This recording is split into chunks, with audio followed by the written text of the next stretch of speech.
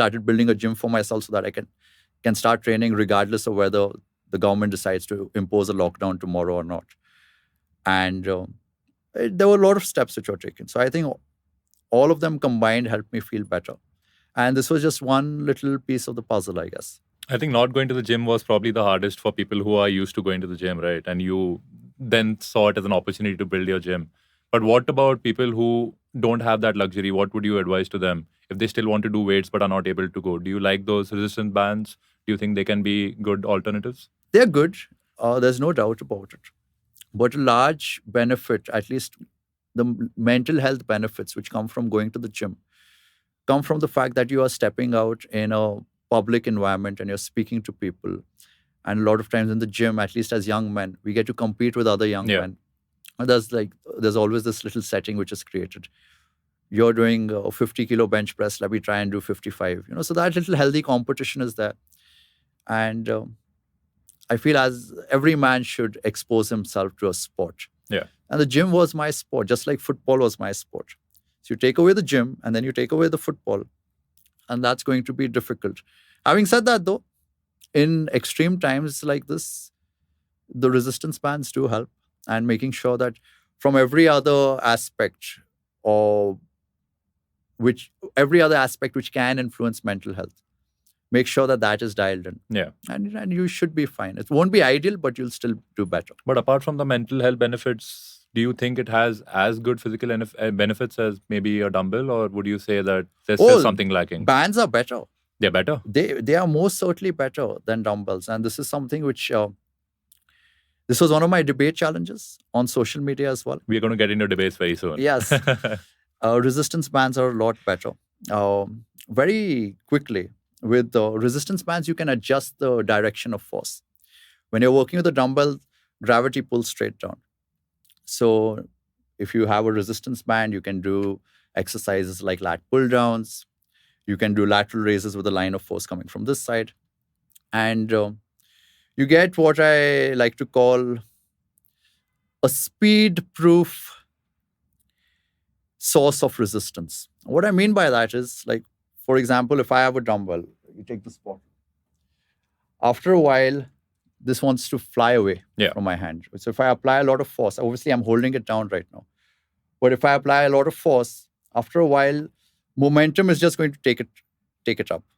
Because it's susceptible to inertia. It's a free weight. Yeah. Bands aren't like that. So even though when you stretch the band, the tension in the band increases. The direction of force still stays the same. Whereas with the dumbbell, if I apply a lot of speed to the dumbbell, for a certain period of time, the direction of force may change. So if I'm doing a bicep curl and I apply a lot of speed at the bottom, I may experience some challenge here. But throughout the rest of the range of motion, I'm not experiencing a challenge. And if I go too fast, I may actually start experiencing a challenge to stop the dumbbell. Yeah. Which means now my elbow flexors aren't working, my elbow extensors, my triceps have to take over.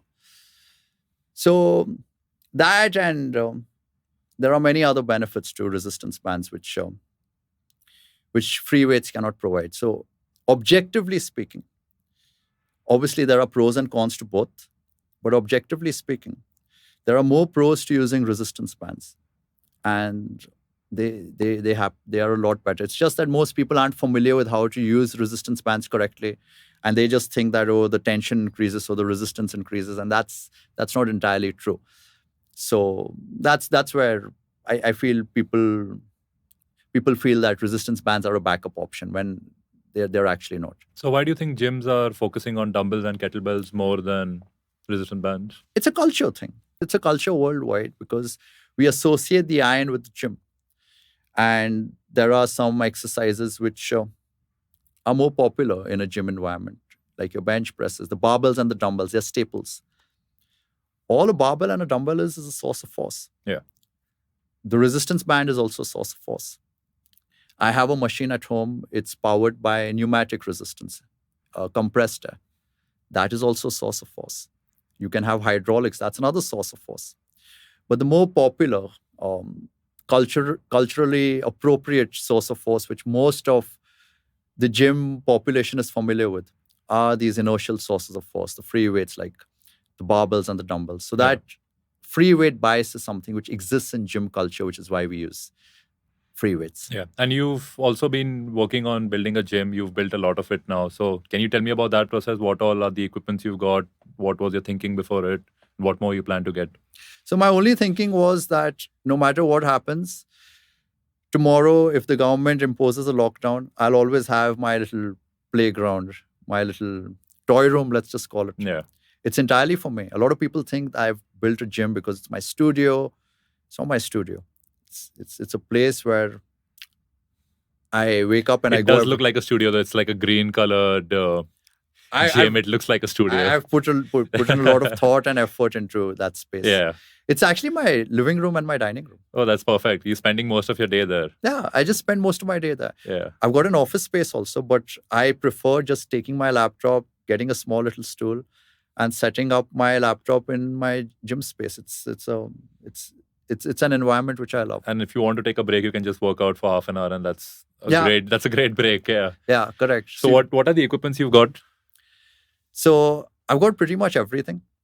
I've got a squat rack. It's also called a power cage.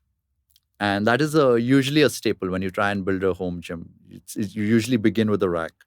And a rack is basically a piece of apparatus wherein you can place the barbells, you can do your bench presses, squats, overhead presses, whatever it is you want to do. You got a pull-up bar also on the power cage.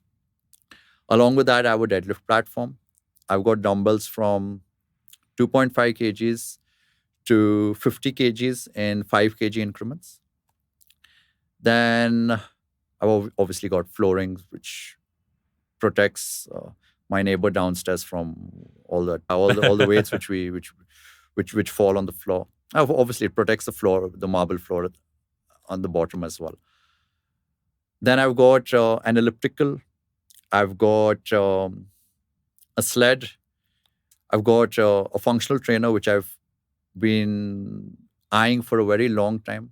A lot of gyms which I built, I tried to lure the owners to purchase that functional trainer because it's powered by pneumatic resistance, which I was very fascinated by.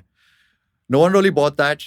So when I had the funds, I decided to get that. And yeah, that's about it. So can you tell me more about this functional trainer? Why were you so fascinated? Yeah, so we spoke about inertial sources of force, Yeah. right? And I can't do this little experiment with you, but you can try it at home. Actually, you've seen it. When you stand on the scale, and if you start moving on the scale, or if you start moving up and down, you notice the number changing. Yeah. That same thing happens with the dumbbell. So with the dumbbell, you're holding 5 kilos here. But as soon as you start moving it, inertia tends to take over. And now that you've accelerated it, if you had a scale which was measuring the weight of the dumbbell actively throughout the range of motion, you notice that as you're moving concentrically, as you're moving the dumbbell up, the dumbbell becomes lighter. And as you come down, the dumbbell becomes heavier. Yeah. It's like if you were to jump on the scale right now, you may weigh 80 kilos, but if you jump, you're going to get like a big 90 kilo reading. And the same way, if you were to just lift a little weight off or just jump up, you may notice that you start weighing a little lighter. So that kind of happens with the dumbbell as well. So we got 5 kgs, but it's not really 5 kgs once you start moving. Yeah. And the degree to which it varies depends on how fast you're moving it.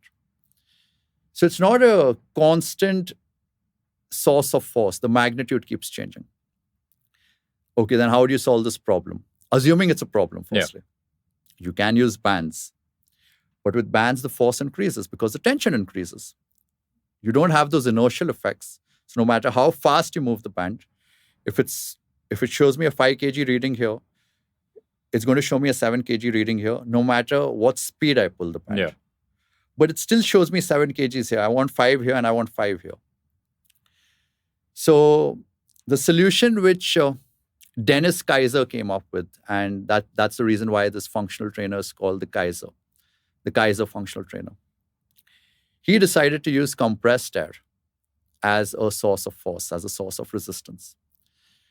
And that essentially makes this functional trainer speed-proof. So you set your resistance, let's say it's 5 kilos, and then you can pull at whatever speed you want. And no matter what speed you pull at, it's going to be 5 here, 5 here, 5 here. And why it's better, or instead of saying better, why it's perhaps more unique as an equipment, is because there are certain times when we want to perform movements fast, but we don't want the direction of force to change with the free weight. Like, for example, if you were to use a traditional cable station Yeah.